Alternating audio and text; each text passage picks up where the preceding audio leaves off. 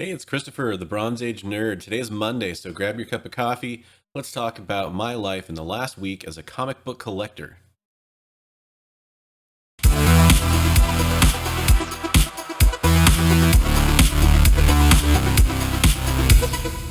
hey, everybody, welcome back. Again, this is the show where I go over everything I've picked up over the last week and I talk about any news or events in comic book world that I think we need to talk about. This last week, I did some pretty cool stuff. I got my first ever donation from my Ko-fi. That's basically a place where you could go to support me if you want to. Totally optional. You guys have that option to go support me if you want to. I was really appreciative to get that donation. It really meant a lot to me. It showed me that you guys must really enjoy what I'm doing. So that was a huge start to my week. Also, this week I went and did a road trip and checked out a bunch of comic book stores. I did film a video showing my pickups that I picked up at those stores, and I'm going to go ahead and post that to the channel later this week too, so you'll be able to check that out. I also see that my Chris Claremont CGC signing is finalized and shipped from CGC, so that's going to be coming back to me. I accidentally saw one grade from that collection, so I know what I'm getting back. I won't say what it is, but I will say one of my grade predictions was absolutely correct. So you still have time to go watch my grade prediction video where I show detailed images of every comic I submitted and I give you my grade predictions. And then what I'll do is when I get that box back from CGC, I'll go ahead and post a video of me opening it. So with that one exception, all of my grade reactions will be a complete surprise to me and you'll watch as I unbox them. And then what I'll do is I'll go over the analysis and comparison between what I predicted and what I got for the grades, and also the values. Although with signature series comics, it's a little bit harder. There's a value associated with those that isn't easily quantifiable, although there are ways to double check those values. But basically, I'll go over the value of that book just in general. What else happened this week? So there's been a lot of reaction to the Justice League Snyder Cut. That seems to be kind of still in the news cycle quite a bit in the comic community. There's been news from Warner Brothers that we're probably not going to get any kind of David Ayer cut of Suicide Squad, which is something a lot of people, including myself, would like to see. So hopefully the continued pressure for them to do something like that might change their minds. I have no idea what the Ayer cut would end up looking like, but I think it would be very interesting to see. On top of that, there's also been pretty much the same kind of word from Warner Brothers that we won't be seeing any kind of Snyderverse extension, which is interesting because really the whole DCEU right now is the Snyderverse. There's a lot of theorizing that will change with the new Flashpoint movie, which makes sense. Anybody familiar with the Flashpoint storyline, that's a perfect reset point, and it's probably pretty fair to argue that the DCEU does need some sort of reset as it is. So I guess that makes sense. I'm more okay with that decision.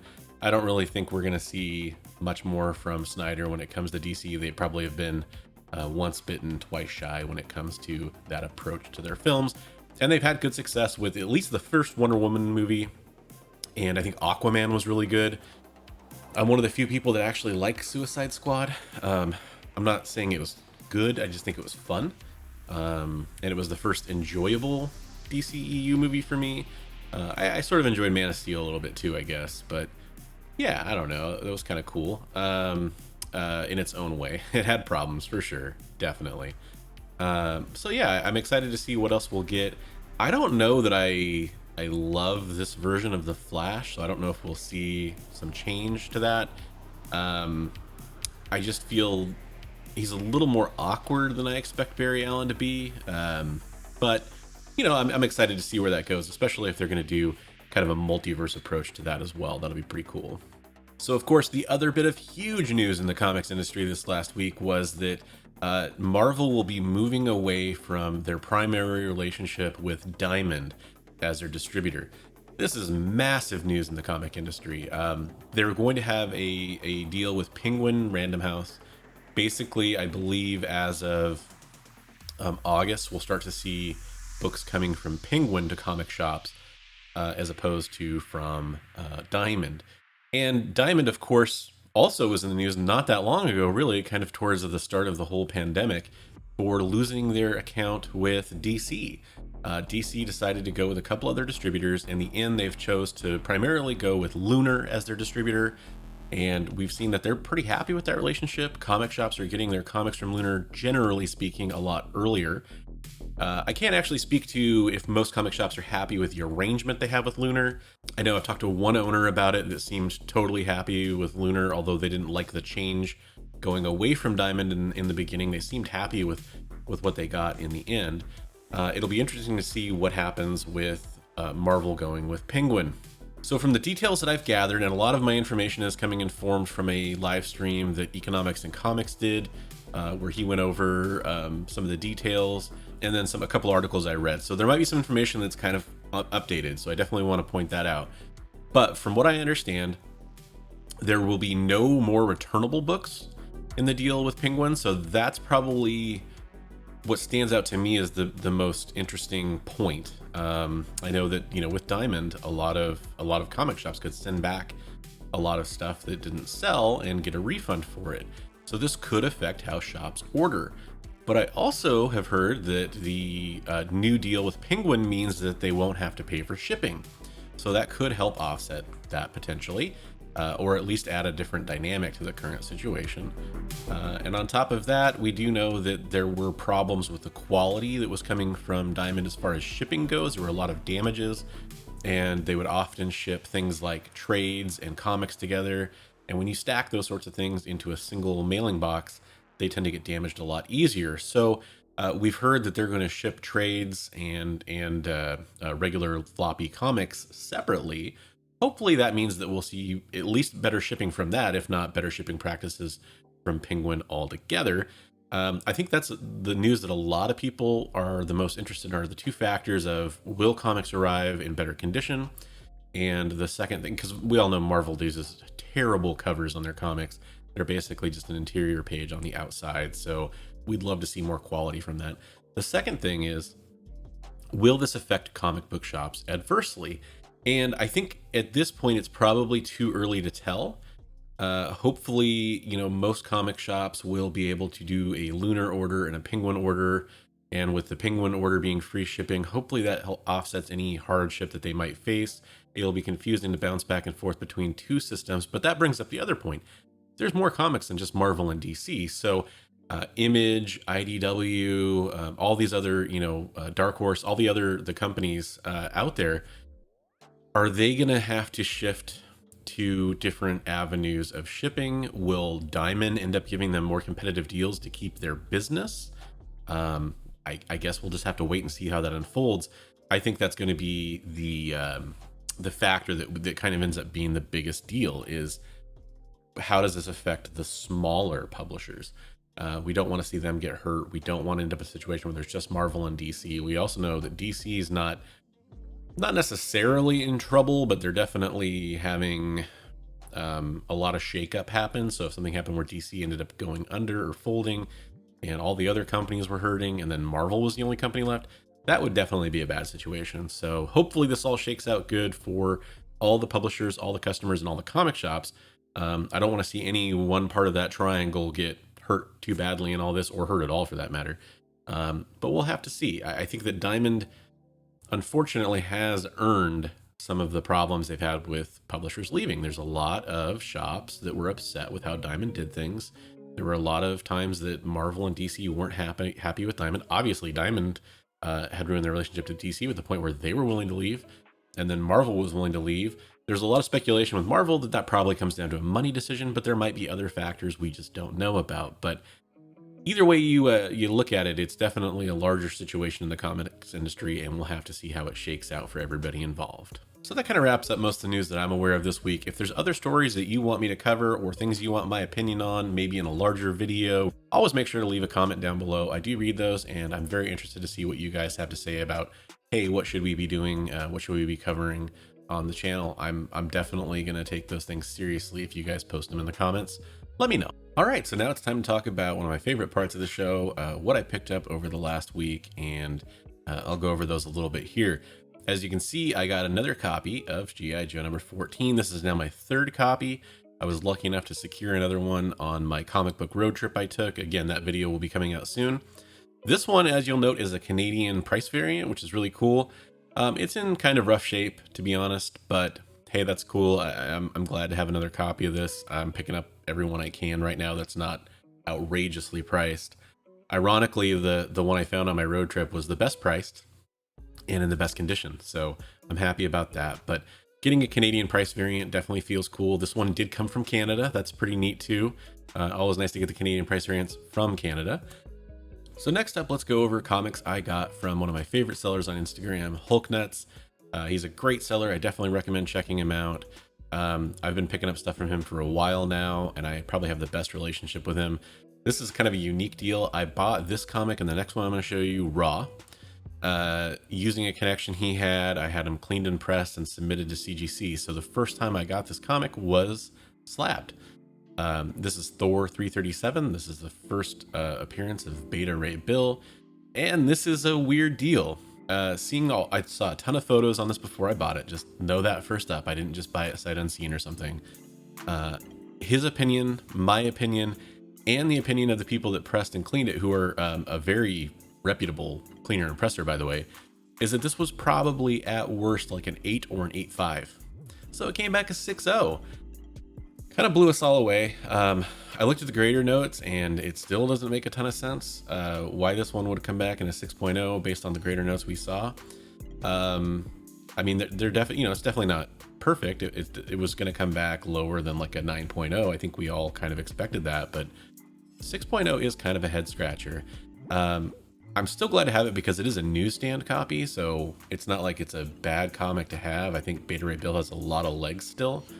But right now, I think what I'm probably going to end up doing with this is cracking it and resubmitting it because I think something happened with the grading on this comic. Everybody that got a low grade is always thinking that, right? But in this case, it does seem a little unusual. So that's one we're definitely going to take another look at possibly resubmitting. Luckily, this one came back in a bit more of an acceptable grade, a 9.0. This is X-Men 109. It's the first appearance of Vindicator, who would later become Guardian. He's the leader of Alpha Flight for most of their tenure. Until his wife takes over. And this is when he basically comes after Wolverine, who was a product of Weapon X back in Canada. It's a great storyline, classic John Byrne stuff here, and kind of like the first introduction of Alpha Flight period before they appear like 10 issues later or 11 issues later in X-Men 120. So I've been picking up all the Alpha Flight keys. I was very happy to finally score this one right here, and getting it back in a 9.0 feels pretty good. It's pretty high condition on this one. All right, so let's go over the raw comics that I bought from Hulknutz. I basically have been buying this stuff over time, and then once those CGC comics came back, he shipped some of this stuff out that he's been holding for me. This is actually a freebie that he threw in, Spawn 14, not one I ordered. It's in really low condition, but I mean, it's a freebie. It was practically a packing material comic, I think. Total cover buy on this, just that wonderful Bocciolo cover there. Emma Frost, had to grab that. One of the few older comics I bought these days just for the story. I actually was a big fan of the RIP storyline and never read this one, so I wanted to pick that up. All right, I grabbed Crisis on Infinite Earths number 4, and this is the second appearance of John Constantine in comics, so I wanted to grab that one because it was a good price, and with some of the John Constantine keys going up, why not grab that one? All right, if you guys know me, you know I love G.I. Joe stuff. This is no exception. This is G.I. Joe, A Real American Hero, number 31, and this is the first appearance of Spirit Iron Knife. As I've mentioned before, I'm going after every G.I. Joe first appearance that I can get my hands on, and this was an awesome price. Couldn't turn this one down. If you watched my video last week, I picked up G.I. Joe 44 because it's a fantastic cover, and it does have some cool first appearances in it, but I mentioned that it's just a good Lady J cover. I also mentioned that it's not Lady J's first cover appearance, although I bet you a lot of people probably think it is. This actually is Lady J's first appearance, believe it or not, even though she's kind of a generic looking character in this cover. The co-pilot there in the gunner seat or Rio seat of the F-14 Tomcat there, which is the Sky Striker, is Lady J. So that's Lady J's first cover appearance. This one, you might be able to see it above the rattler there. There is some color rub from the ink that ran during the printing process, but it's still a pretty decent condition, and it was a good price, so I had to grab it. Along similar lines, I had to grab this one too. This is the first appearance. Along similar lines, I had to grab this one too. It's the first appearance of Flint. And once again, Flint will, well, probably show up in the Lady J show, or at least be mentioned, I would imagine. So I figured I may as well grab this. No surprise, grabbing a Hulk key from a guy named Hulknutz, I grabbed the first appearance of Red She-Hulk. So it might be a little strange that I grabbed a third printing of New Mutants 100, but the third printing actually had a much lower print run, so I thought for a couple dollars, why not grab that? All right, it's become a running theme. This was a cover buy, and no surprise, I do like those booty covers, and I'm a big fan of Emma Frost and Cyclops together. Cyclops is my favorite character, so I had to grab this copy of New X-Men. Not really a key, but it's just a comic that I had to grab. I love that cover. This is one of those quintessential 90s comics that I just didn't have in my collection. He had it at a decent price, so I decided to grab this one as well. And here we have the first time that X-23 appears in an X-Men comic. So this is a pretty cool key. I love that cover. When X-23 eventually makes her debut in the Marvel Universe proper, we're definitely going to see some books like this shoot up in value, so I wanted to make sure I had a copy before that happens. All right, so next up I have a shipment I got from Golden Apple, and with Golden Apple I had them hold all my comics until they were ready to ship with free shipping. Didn't quite get to free shipping with these, so I ended up with just kind of a weird shipment altogether, but I did grab these ASM 300 homages for Amazing Spider-Man's new costume.